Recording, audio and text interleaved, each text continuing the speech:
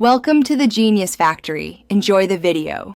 You begin by verifying your Outlook edition and backing up any custom views because changes differ by platform and you want to revert if needed. Once done, open the View tab on desktop or click the Settings gear on the web app to access layout controls. Make sure to check Mail versus Calendar separately, since each has independent view settings. This first action places you in the right menu where quick adjustments to reading pane, layout, and message sorting live. Now you customize the core layout to match how you work. Set the reading pane to right for quick scans or bottom for more vertical space. Turn it off if you prefer double-clicking messages. Next, change the folder pane width and toggle the people pane to show contacts. This reduces clutter and speeds navigation.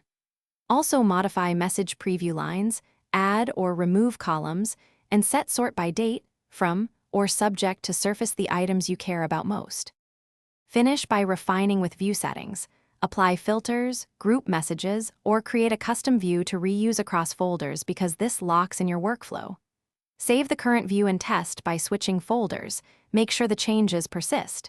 If something looks wrong, use Reset View to restore defaults and restart Outlook to clear transient glitches. One troubleshooting tip: if changes don't appear, rebuild the view cache by resetting views or creating a new profile to isolate corrupted settings. Thanks for watching. If you found this helpful, don't forget to like and subscribe.